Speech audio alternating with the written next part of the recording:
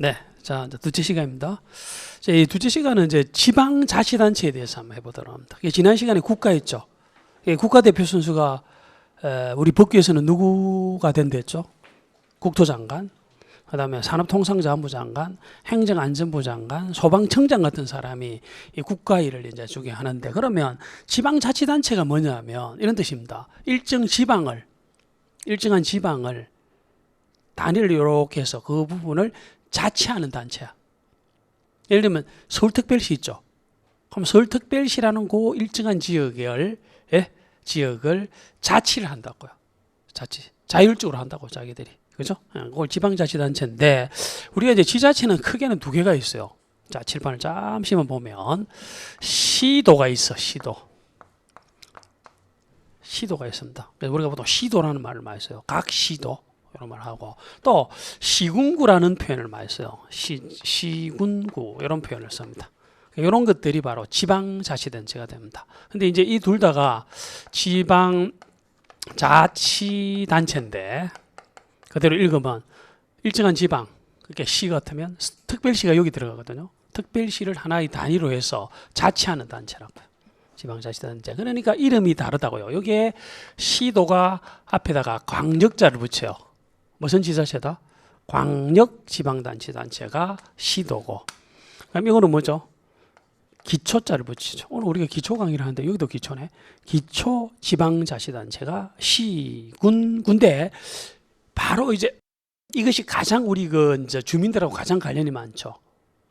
자, 그래서 지금부터 한번 해봅니다. 그럼 여기에 이제 우두머리가 누구죠? 아래가 국가 같은 경우는 국토교통부의 우두머리가 뭐죠? 장관이죠. 국토교통부 장관 이렇게 하는데, 그럼 각 시도의 우두머리가 누구죠? 이걸 우리는 시도지사라고 한다고요. 이해되십니까? 각 시도가 있으면 이 각 시도의 업무를 책임지고 하는 장이 있겠죠. 우두머리가 누구라고요? 시도지사가 되고, 이거는요, 이건 주관식 문제도 나왔습니다. 시장, 누구?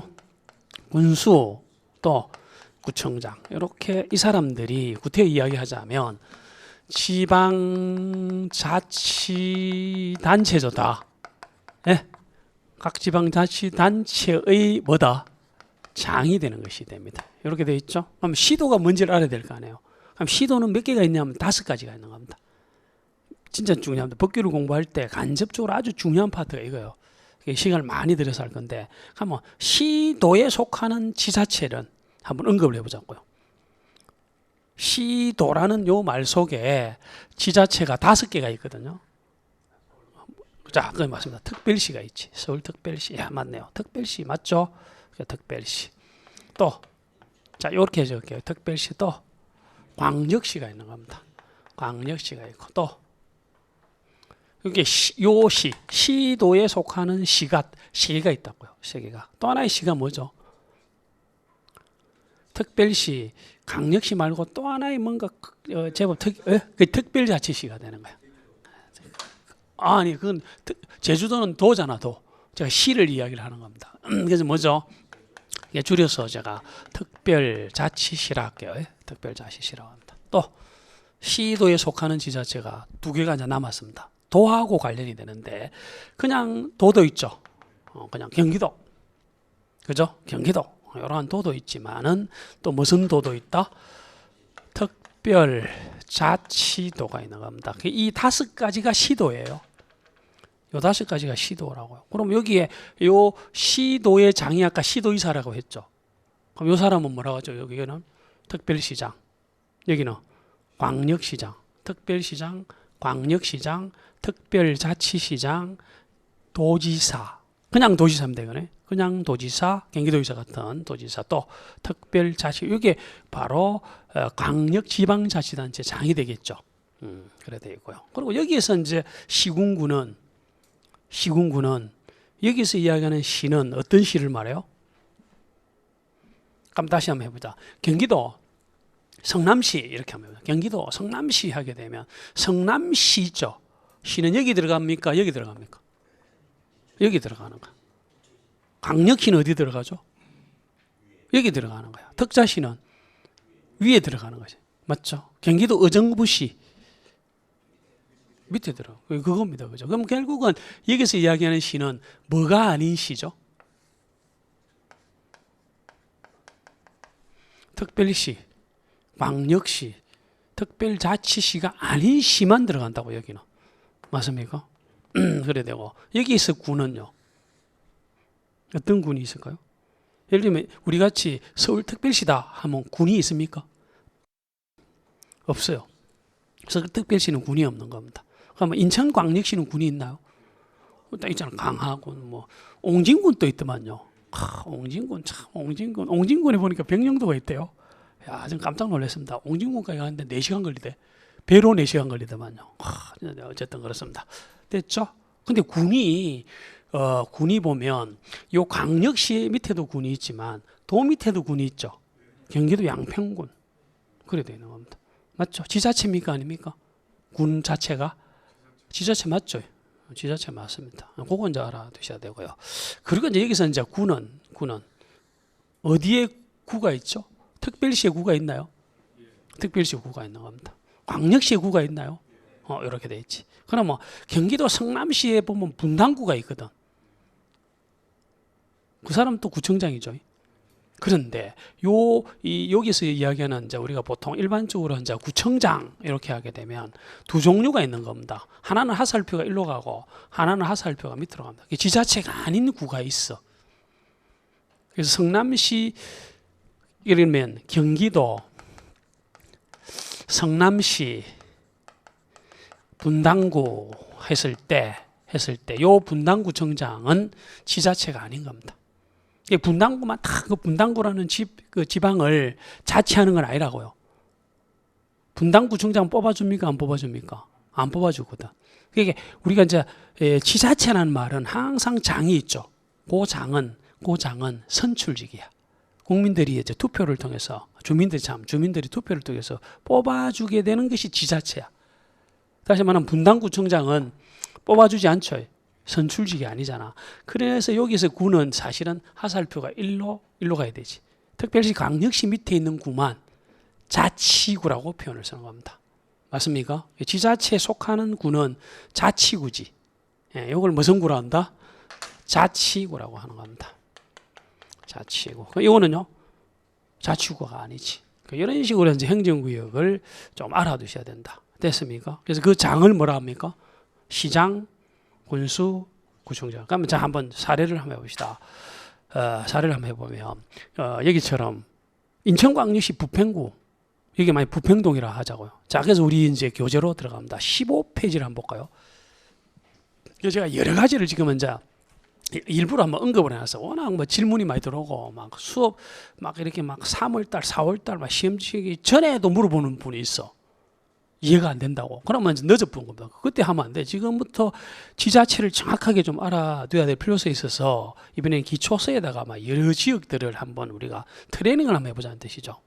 자, 그래서 우선은 2번을 먼저 한번 볼까요? 2번 동그라미. 이제 우리가 여기 부평학원을 위해서 제가 여기를 하나 적어놨는데 인천광역시 부평구 부평동이 있겠죠. 맞습니까? 그럼 지자체가 여기 몇 개죠? 그렇지. 인천광역시라는 광역지자체가 하나가 있고 또 부평구라는 것이지. 부평동 자체는 지자체가 아니죠. 그런 뜻입니다. 그래서 읽어보면 기역에 광역시, 인천광역시 자체는 광역지자체죠. 광역지자체고 어디에 속합니까? 시도에 속한다고요. 맞죠? 그럼 당연히 광역시장은 지자체장이죠. 지자체장으로서 시도지사에 속하죠. 그리고 이제 부평구 같은 경우에는 기초지자체죠. 기초지자체로서 시군구에 속하죠. 혹시 자치구입니까? 자치구가 되는 겁니다. 그리고 이제 부평구청장은 지방자치단체장이죠. 지자체장으로서 시장, 군수구청장에 속하죠. 이게 우리와 관련되는 거고 위로 올라갑니다. 서울특별시를 빼면 안 되겠죠. 서울특별시 이번에 노원구 상계동 여기 우리 농원학원을 이제 한번 해놨다. 농원학원을 딱 보면 특별시 지자체 맞죠? 광역지자체면서 시도에 속하죠. 시도에 속한다. 그리고 특별시장은 지자체장으로서 시도시사에 속하죠. 그래 돼 있고 노원구는 기초지자체고 시군구에 속하죠. 자치구입니까? 자치구가 된다. 그리고 노원구청장 역시도 지자체장이면서 시군구청장에 속하죠. 상계동은 지자체가 아니지.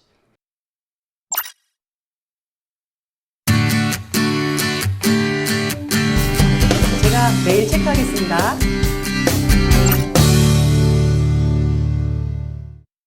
이런 식으로.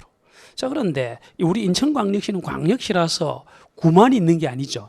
군도 있잖아. 그래서 그 군을 한번 또 소개를 해봤는데 강화군에 강화읍이라고 있더라고요. 그래서 이제 보면 이 강화군은 기초지자체입니까? 맞잖아요. 그래서 시군구에 속하죠. 시군구에 속하고 강화군수는 지자체장 맞죠? 맞고 시군구청장에 속하죠. 그러나 강화읍이나 뭐 면 이런 게 있으면 이런 것들은 지자체가 아니죠. 동도 아니듯이. 자, 그래 봅니다. 그리고 이제 도로 들어갑니다. 이제 경기도가 이제 조금 어려울 수도 있는데 우선 경기도 성남시 분당구를 한번 보자 말입니다. 지자체가 역시 여기도 몇 개죠? 2개밖에 안 되는 겁니다. 그래서 우선은 이 경기도라는 것이 광역지자체죠. 어디에 속합니까? 시도에 속하지. 책임자가 누구예요? 경기도지사지. 도지사잖아. 이 도지사 역시 지자체장이면서 시도의사에 속하죠. 그래야 되는 겁니다. 그리고 이제 성남시도 역시 기초지자체인데 시군구에 속하죠. 그런데 성남시장은 지자체장이죠. 지자체장이고 시도의사에 속합니까? 아니지. 시군구청장에 속하죠. 시장군. 자, 근데 이제 조심해야 될 부분이 이 부분이에요. 자, 여기는 이제 이쪽 보시면은 시장. 요 밑에 시장입니다. 요 밑에 요 시장은 이 사람이 아니라야 되죠. 특별시장, 강력시장, 특별자치시장이 아닌 시장이 여기 들어가잖아요. 요 시장을 경우에 따라서는 둘로 나눈다. 하나는 인구가 50만 이상인 시를 특별히 뭐라 한다? 대도시라고 한다고요. 대도시라고. 대도시가 아닌 시도 있지. 그래서 경우에 따라서는 대도시 시장, 대도시가 아닌 시장으로 나뉘기도 하죠. 인구 몇만? 근데 중요한 사실은 여기서 이야기하는 시장 속에는 이 사람도 들어가고 이 사람도 들어가죠. 둘 다 들어가는 겁니다. 아무 말이 없어도. 여기 이제 해놨습니다.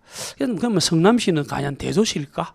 그래서 제가 한번 조회를 해봤더만 대도시더라고요. 그래서 보면 성남시는 니은의 2번째 당구장입니다. 성남시는 인구 50만 이상으로서 특별히 또 따지자면 대도시이기도 하죠. 대도시이기도 하고 성남시장은 대도시시장이 되는 겁니다. 됐죠? 그리고 나머지 뭐 밑에 이런 분당구는 지자체가 아니죠. 분당구청장은 이름은 구청장이지만 자치구청장이 아니죠. 알아두셔야 됩니다. 그리고 이제 경기도에 속하는 제가 생각을 조금 내 생각과 좀 다른 어떤 행정구역이 하나가 있어요. 이게 과천시였어. 나는 과천시가 엄청 큰 줄 알았거든요. 인구가 엄청 많은 줄 알았거든요. 엄청 적더만요. 과천시가 대표적으로 대도시가 아니시더라고요. 그래서 거기 이제 한번 5번 동그라미입니다. 16페이지입니다. 첫째 줄 보면 경기도 과천시 과천동을 한번 찾아보니 과천시는 기초지자체는 맞죠? 시군구에 속하고 과천시장은 지자체장으로서 시장군수구청장에 속하죠. 근데 이 과천시는 아무리 봐도 인구가 50만이 안 돼. 10만도 안 되는 걸로 저는 알고 있는데 어쨌든 50만 미만으로서 대도시가 아니시죠. 대도시가 아니시고 과천시장은 대도시가 아닌 시의 시장이다. 어쨌든 그래도 과천시장은 여기 들어갑니까? 여기는 들어가죠. 대도시가 되든 대도시가 아니든 간에 다 시장에 들어간다. 그 다음에 이제 경기도 같은 곳에서도 군이 있죠. 이걸 하나를 뽑아봤는데 경기도에 보면 제가 이제 수업을 할 때 언급을 많이 하는 동네가 양평군이에요. 경기도 양평군 뭐 양서면이 있던데 이거 역시 이 지자체죠. 경기도는 지자체 맞죠? 그럼 빼놨고 일부러 양평군도 지자체죠. 지자체인데 기초지자체죠. 시군구에 속하고 양평군수는 지자체장이면서 시군구청장에 속하죠. 여기까지가 요걸 이제 한번 해봤다 합니다. 특별시 밑에, 광역시 밑에, 도 밑에 어떤 행정구역이 있을까? 그 결론이 그거예요. 특별시 밑에는 뭐만 있고 구만 있죠. 광역시 밑에는 군도 있고, 광역시 밑에 또 시가 있다고요? 광역시 밑에는 군이 있고 구가 있죠. 이렇게 되죠. 그 도도 했단 말이야. 도에도 뭐가 있습니까? 도에는 시가 있고 군이 있지. 맞죠? 그 요 시 밑에 구가 있기는 하는데 그건 지자체가 아니라고요. 무슨 말이겠죠? 자치구가 아니라고요. 이해되십니까? 자치시가. 자, 그렇게 앉아 보시면 되고. 자, 이제 노란색을 한번 보자 말입니다. 요 노란색 일부러. 특자시와 특자도는 특별자가 붙었죠. 특별히 밑에 아무도 없어. 특자시, 특자도 밑에 지자체가 없다고요. 이게 제일 밑에 있는 지자체야. 여기서 다 해본다.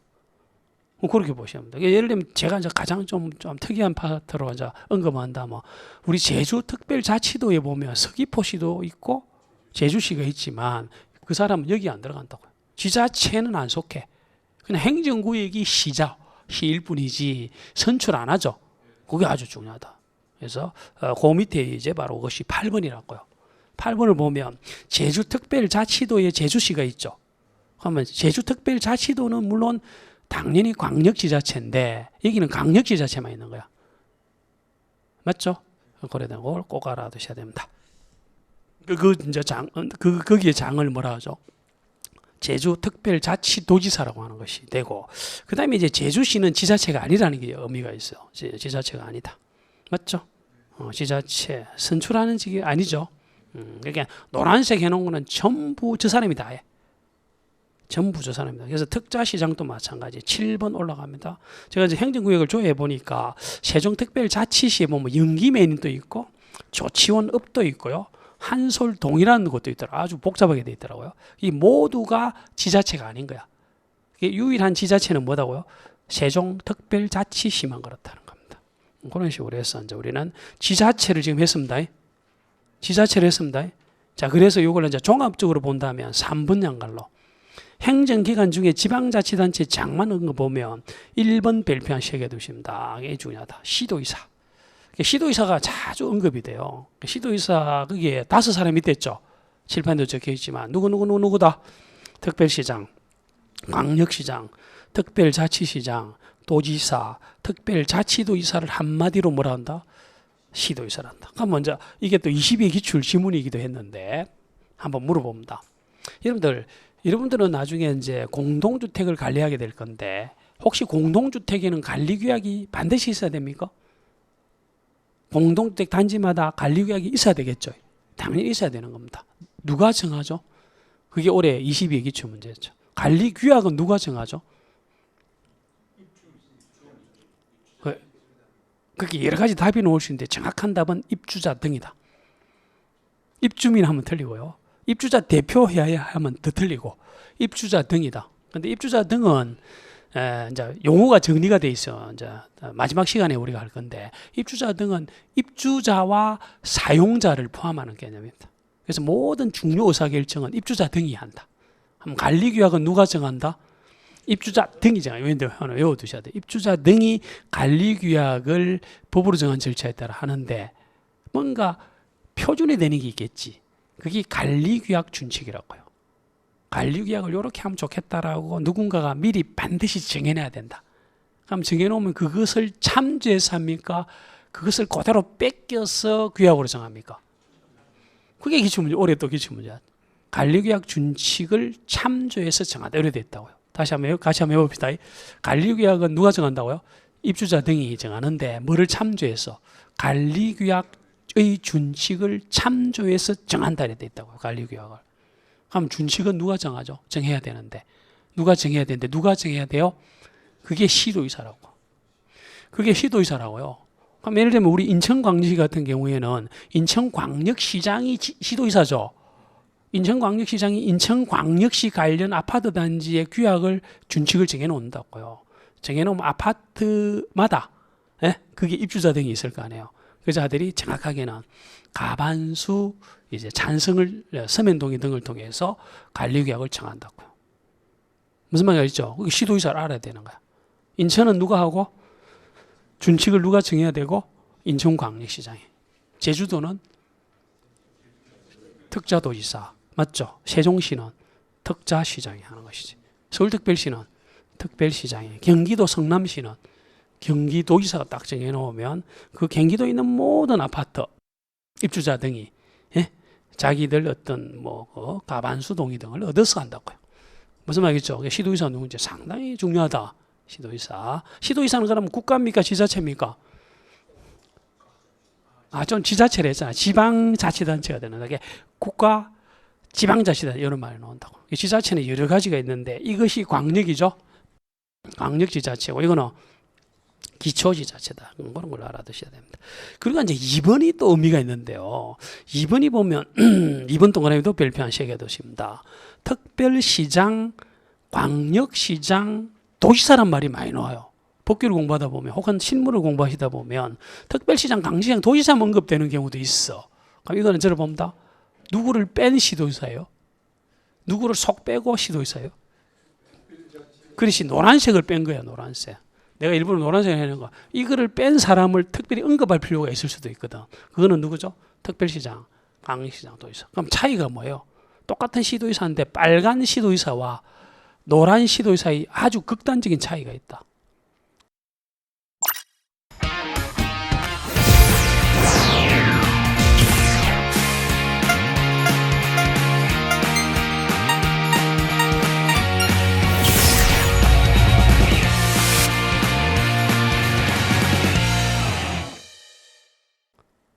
빨간 시도의사인 특별시장, 강력시장, 도지사는 밑에 또 다른 기초지자체장이 있는 거야.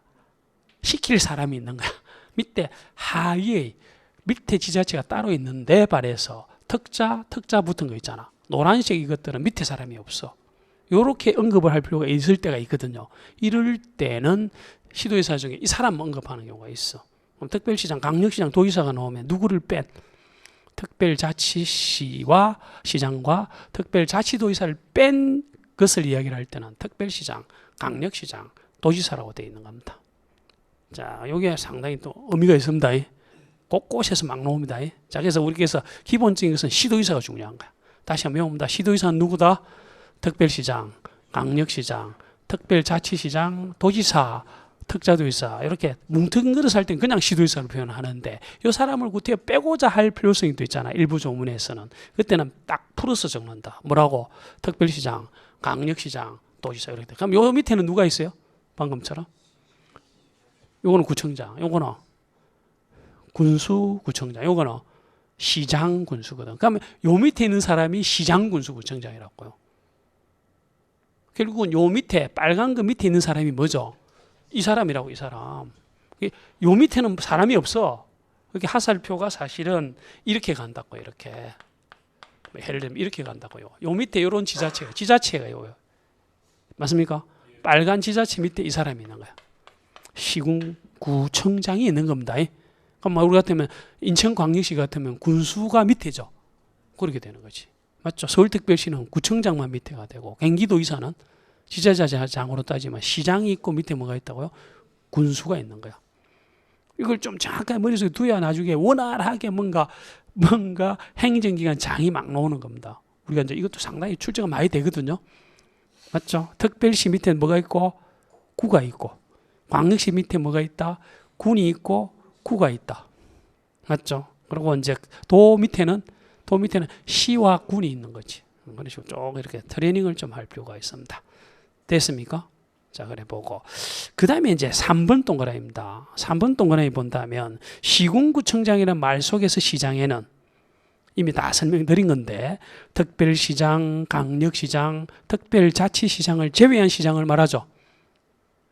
그리고 이 시장을 구태여 두 개로 나눈다면 대도시 시장도 있고 대도시가 아닌 시장도 있죠. 그걸 다 포함해서 일컫는다. 그 다음에 이제 구청장 또 두 가지 묶어 두셔야 됩니다. 4번과 5번을 묶어 보면 구청장 또 구청장 나름이다. 자치구 구청장도 있죠. 그게 이제 밑에 보면 뭐라고 되어 있습니까? 어디의 구청장이다? 특별시, 강력시에 있는 구청장을 특별히 뭐라 한다? 자치구청장이라 한다. 주민이 투표로 선출하죠.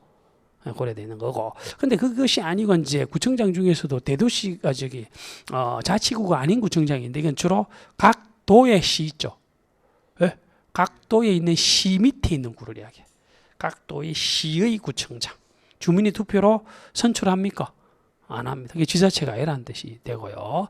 그 다음에 밑에 이제 6번, 7번을 또 묶어 두시고요. 이것도 분류가 되기도 합니다. 그래서 대도시 시장 같은 경우에는 역시 특별시, 광역시, 지특자시를 제외했는데 특별히 인구가 얼마? 50만 이상의 시를 무슨 시라 한다? 대도시라 하고. 그리고 이제 특별시, 서울특별시, 강력시, 특자시를 제외했는데 인구가 50만 미만인 시를 그냥 구태여 이야기하자면 대도시가 아닌 시죠. 이런 식으로 분류를 한다. 자, 오른쪽 9번 별표. 9번 별표합니다. 9번, 8번이 아니고 9번. 9번 별표했습니까? 구분. 아까 우리가 건축법이 7문제가 나온다 했는데 건축법, 들어봅니다. 건축법은 건축물을 다루는 법이죠. 그럼 이것도 건축물입니까? 우리가 같이 공부한 이것도 건축물이죠. 아무 말이 없으면 원래는 허가를 받고 해야 돼. 이 건물을 건축을 한다, 신축을 한다, 뭐 등등을 할 때 뭘 받으라고요? 허가를 받는, 누구한테 허가를 받냐면 이걸 외워두셔야 된다고. 그래서 별표를 좀 했는데, 누가 원칙적인 허가권자다? 특자시장, 특자도지사, 또 시장, 군수, 구청장이 되는 겁니다. 자, 이건 이제 저를 보시면 이게 제가 일부러 이렇게 적어놨는데, 결국은 원칙적인 허가권자는 제일 밑에 있는 지자체야. 여기에 제일 밑에 있는 지자체죠. 요 밑에는 다른 지자체가 없잖아. 그러니까 시군, 구청장이 원칙적인 허가권자라고요. 꼭 외워두셔야 됩니다. 자, 그게 다시 원칙적인 허가권자는 누구다? 건축법에서 특별자치시장, 특별자치도지사, 시장, 군수, 구청장이 됩니다. 자, 그래서 우리가 트레이닝을 한번 해봅니다. 건축법 시간입니다. 지금은. 여기처럼 인천광역시 부평구에서 3층짜리 건물을 신축한다. 허가권자가 누구죠? 부평구청장이 되는 겁니다. 맞죠? 경기도 부천시에서 역시 한 5층짜리 건물을 건축한다. 누구죠? 부천시장이 되는 겁니다. 맞습니까? 경기도 양평구는 양평군수가 되는 겁니다. 제주 특자도 서귀포시는 특별자치도의사가 되는 거지. 세종시 연기면 어떻게 돼요? 그때는 특자시. 그게 특시군자 꼭 외워두셔야 돼. 노란색입니다. 특자시장, 특자도의사, 시장, 군수구청장이 되는데 예외적인 모습이 바로 주관식 문제로 두 번 나왔습니다. 다시 말하면 인천광역시나 서울특별시나 이런 쪽에서 소위 21층 이상짜리를 건축할 수 있죠. 63빌딩 생각하면 좋을 것 같아. 63빌딩 다 알고 있잖아요, 우리가요. 인천이지만 알고 있죠. 몇 층이죠? 63빌딩은? 뭐 63층이겠지 뭐. 21층이 넘죠. 그럼 그것이 제가 알기로는 서울특별시 영등포구에 소재를 하고 있거든요. 그럼 그것이 층수가 낮았다면 영등포 구청장이 허가권자예요. 그러나 21층이 넘어 붙죠. 그럼 허가권자 싹 바뀐다. 누구로? 위로 올라간다. 빨간색이 돼본다. 누가 돼본다? 특별시장, 강력시장이 돼. 요건 안 됩니다. 이 사람은 안 되고. 특별시장, 강력시장. 그게 밑에 니은이라고요. 니은 찾았나요? 주관식 문제가 나왔습니다. 몇 층 이상이거나 21층 이상이거나입니다. 또는 면적이 얼마 10만 제곱미터 이상인 경우에 허가권자는 바뀐다. 누구로? 특별시장, 강력시장. 그러니까 도지사는 될 수가 없습니다. 도지사는 이제 허가권자가 될 수 없고. 자, 이런 걸 알아두시라고. 미리 이제 핵심적인 겁니다. 이거 이런 것들 출제가 많이 됐다. 자, 그 다음에 또 저를 한번 보십니다. 여러분들 아파트는 주택입니까? 맞죠? 주택 중에 무슨 주택이죠? 공동주택이거든. 그 아파트를 관리할 때 혹시 공동주택관리법에 따라서 해야 됩니까? 그렇지. 왜냐하면 공동주택관리법은 공동주택에 관리하는 법이죠. 관리에 대한 법이잖아요. 그럼 혹시 그러면 아파트는 주택이기 때문에 주택법도 적용합니까? 당연히 적용합니다. 주택법 적용하는 겁니다. 그럼 혹시 아파트는 건물입니까? 그게 또 건축법도 적용하는 거잖아. 맞죠? 건축법도 적용을 합니다. 자, 이제 그런 것들은 이제 볼 건데, 뭘 하려고 제가 하느냐 하면, 저 보세요. 이 건물을 건축을 할 때는 혹시 그럼 건축법은 적용합니까? 건축법 적용하죠. 그럼 주택법은 적용합니까? 안 한다고요. 왜냐하면 주택이 아니기 때문에. 맞습니까? 그런데 거꾸로 주택은 건축물이죠. 주택은 건축물이기 때문에 건축법도 적용하고, 특별히 또 주택법도 적용하잖아. 맞습니까? 그럼 이 건물이 세월이 지났어요. 이 지역에 이제 막 재개발 사업을 해. 재개발 사업 아시죠? 들어봤죠?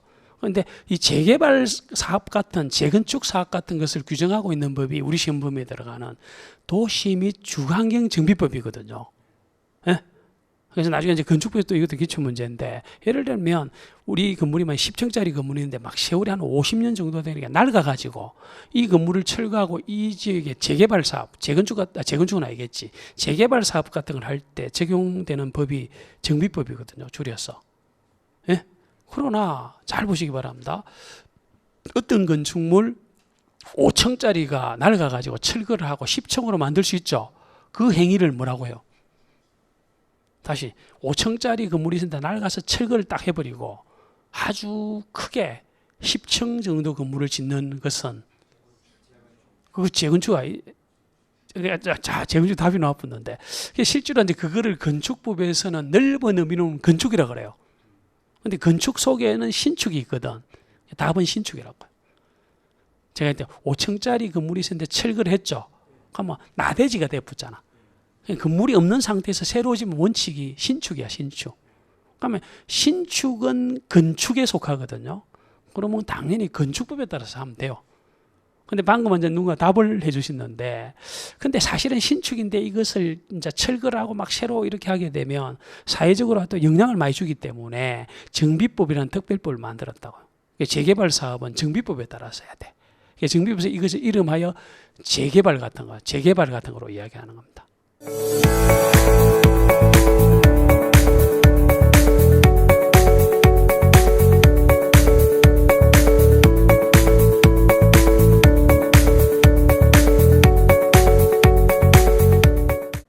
무슨 말이겠죠? 그때는 그래서 정비법에 따라서 해야 되는 거야. 특별법입니다. 근데 이렇게 하지 말고 우리가 관련된 걸 한번 해보자 말입니다. 자, 어떤 아파트가 10층짜리 아파트가 있었어요. 10층짜리 아파트가 있는데 세월이 한 3, 40년 팍 지나가지고 재건축을 하려고 해요. 재건축은 건축법상 신축이라고 하거든요. 신축이거든. 예를 들면 뭐 10층짜리가 있다가 막 세대수를 막 늘려서 크게 할 거 아닙니까? 그러면 신축이야. 그러면 그 아파트를 철거하고 새로 짓는 행위는 건축물이기도 하죠. 그럼 건축법에 따라 신축의 논리를 하면 돼요. 근데 그거에 대한 특별법으로서 그것이 주택이기 때문에 주택법에 따라서 해야 돼. 근데 또 이것을 재건축을 하잖아요. 재건축이니까 이건 또 그 특별법인 정비법에 따라서 해야 돼. 실질적으로는요. 제가 왜 이 이야기를 하냐면, 자, 이제 아까 우리가 건축법상의 허가권자는 누구였죠? 턱턱 시군구청장이었잖아. 그러면 정비법이라는 법에서도 뭔가 인가권자가 있는 거야. 그때 허가라는 말을 안 씁니다. 정비법에서 약속이 인가라 그래. 뭔가 인가권자가 누구냐면 시장, 군수 등이라고 되어 있다고요. 그걸 지금 설명하려고 하는 겁니다. 10번이 보면 도시 및 주관경 정비법이라고 되어 있죠. 밑에 보면 누구라고 딱 되어 있나요? 시장, 군수 등이라고 되어 있죠. 그런데 여러분 손으로 인가권자라고 적어두시기 바랍니다. 허가권자가 아니고 이거는 인가권자라는 표현을 쓰는 겁니다. 무슨 권자? 인가권자가 되납니다. 그래서 정비법상의 이 인가권자는 누구라고요? 시장, 군수 등이라는 표현을 쓴다고요. 그런데 알고 봤더만 이 시장, 군수 등의 의미가 건축법상의 원칙적인 허가권자와 똑같아. 약속을 뭐라고 하고 있냐면 시장, 군수 등 동그라미 옆에 이꼬로 누구를 말한다? 특별자치시장, 특별자치도의사, 시장, 군수, 자치구청장을 이 법에서는 시장, 군수 등이라 한다고요. 그래서 아주 요약을 해놓은 겁니다. 지금 아주 중요한 것들을 했습니다. 자, 그렇게 봅니다. 자, 그래서 여기까지. 이게 이제 거의 지자체, 그게 거의 1시간에 걸쳐서 했어요. 지자체 상당히 질문을 많이 해요. 그래서 이제 기초 강의를 안 들은 분들이 수업을 많이 들을 거 아닙니까? 나중에 아까 얘기했지만 1차 떨어지고 이제 자기는 뭐 한두 세 문제 틀려서 이제 떨어지다 뭐 스타트를 빨리 안 하는 거야. 그러니까 시험에 임박해서 이걸 물어보는 분도 있다니까요. 근데 도대체 그러면 이거 행정구역을 어떻게 나눕니까? 라든지 지자체가 뭡니까? 이렇게 물어보면 그분은 사실은 조금은 힘듭니다. 이게 지금 딱 잡아놔시라고. 지금요 기초 강의 할 때 지자체를 완전히 익혀야 됩니다. 지자체. 자, 그렇게 해서 좀 너무너무 강조를 많이 했고 제가요. 자, 그리고 이제 또 하나, 우리가 이제 지난 시간에 법률 했죠. 법률 주택법 같은 법률은 누가 정한다? 국회에서 정하듯이 방금 했던 지자체 있죠. 지자체별로 규율하는 입법사항이 있어. 그걸 조례라고 한다고요. 조례 들어봤죠? 그럼 조례는 어디서 정해요? 그렇지, 지방의회에서 정하는 겁니다. 항상 조례가 나오면 앞에 지자체라는 말이 나와. 자, 그래서 보면 4번 양갈로에서 보면 지방자치단체 조례고 어디에서 정한다? 지방의회에서 정하는 조례도 두 종류가 있겠지 뭐. 그죠? 강력지자체 조례도 있지, 시도 조례도 있죠. 시군구조 이렇게 돼 있잖아요.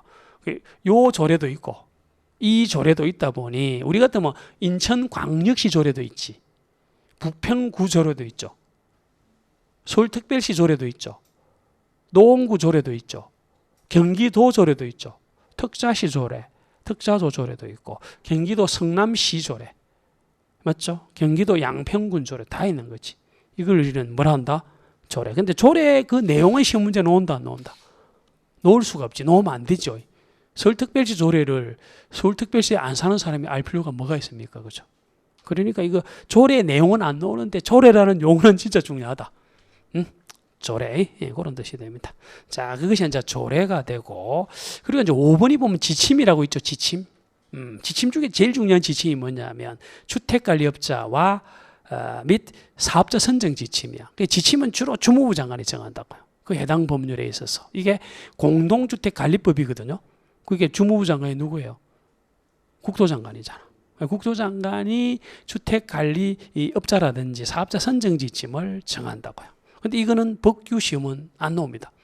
왜냐하면 우리 법규는 법령만 나오거든. 예? 여기 다시 아까 했던 주택법 시행령, 주택법 시행 규칙까지만 나오지, 이거 선정 지침은 안 나와요. 실무에서는 나올 수도 있다. 실무니까. 맞죠? 실무 과목에서는 나올 수도 있어요. 이것도 상당히 우리와 관련되는 겁니다.